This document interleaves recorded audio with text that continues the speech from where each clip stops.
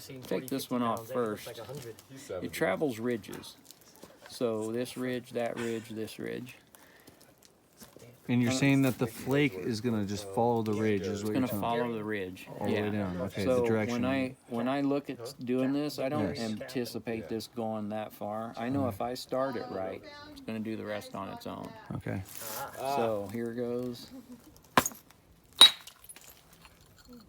You All see the it way opened down. up on the outside of the rock, and look at the mass that's taken away. And then there's a fine, Oh, usable beautiful. piece right there. I'll put that off in your pile. Oh, thank you. That's a midnight lace. Midnight lace. So now look at that, just isolated that even better. Yeah. So there's mass gone over here, there's mass gone over here. That's an isolated platform. Now again, it runs those ridges. It seeks that. I don't know if you heard me say it yesterday. Water's the opposite, but everybody understands water because it finds the low point. It'll cut a bridge out. It'll cut a dam out. This is that same principle, but traveling the ridges, seeking the mass. So if I start it right, I look at the first ½ inch, 3/4 inch, and know if I start it right, it's going to do the rest all on its own. This is a little bit lesser of a flake, so I'm going to hold it and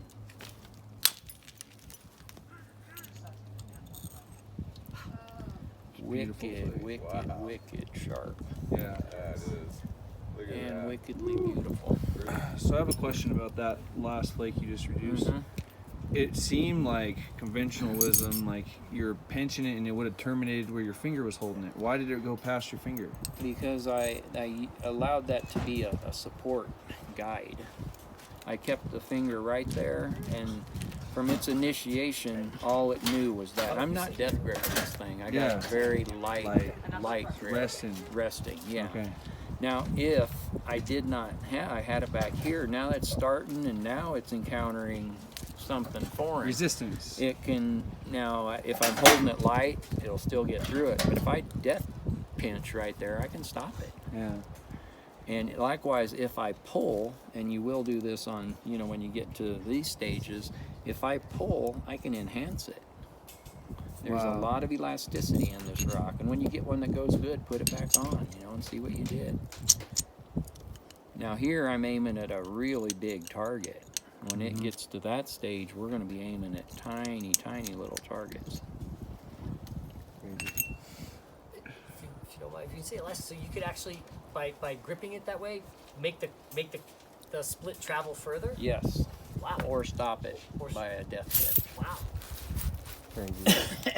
Wow. Crap. So, done pretty good here. Look at all the, because we're doing it right, we're just getting platform after platform out of our initial little Nose cone reduction or whatever. And I never had to come from here. Now, it would have been drastic when we were 4 inches thick to get a platform for this face, but now I can actually do that with ease. And it's not going to cost me, you know, a great amount of material to do it.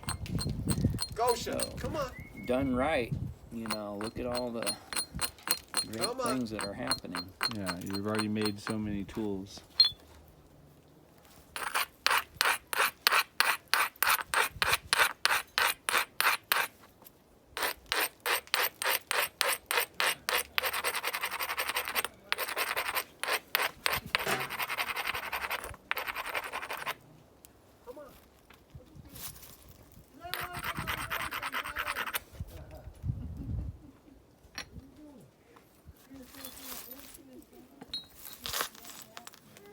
I can drop down to a lighter tool now.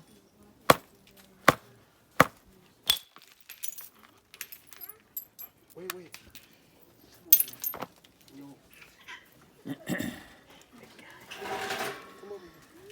And now we're getting, this is getting pretty much exhausted unless I totally reset it. That's a false platform. Looks like a good one, but It's like undercutted. it's undercutted. And there's no mass behind it, so it's not going to run. So I'm better served to just kind of brush this off of there.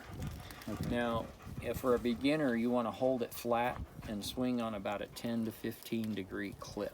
You're swinging, you do not power through the stone. You're clipping it on about a 10 to 15 degree clip. For a mass removal, like we've been doing it, you'll tilt about 10 to 15 degrees up. For a feather flake, you'll tilt 10 to 15 degrees low. And that's going to allow it to just feather. So here I'm going to go with a feather minus tilt.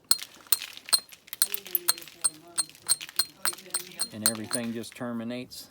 I call that plus for a mass removal. Flat is your standard everyday flake. Minus is a feathering flake that you just want to feather. So we didn't hurt it in any way. Now I can look at where's my next platform. Probably going to stay away from this. It did everything we needed Okay. for now. So I'm going to make my next one, and I have to choose a corner. You know, which corner do I want to come in on? Or I could just take off on that one too. What about right there where your right hand is? Here? Well, in the middle though.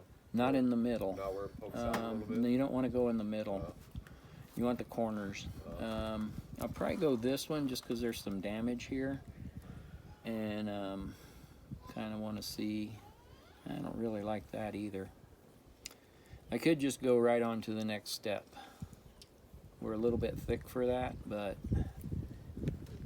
I think we will. What are you if you may I ask, what are you evaluating as you decide where to go?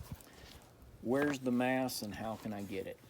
Where's the Okay. platforms? Where are the platforms and how do I get there? I think I'm just going to go on to the next stage now, and that's called an alternate flaked edge. Out of all this good work that I've done, the only cutting edge I actually have is right there. Yeah. Everything else is a squared edge all the way around this thing. There's somewhat of cut there, but it's a squared edge. So this, a lot of people have trouble with this, and to me it's one of the, easier steps. We're going to move pretty quick here as we go.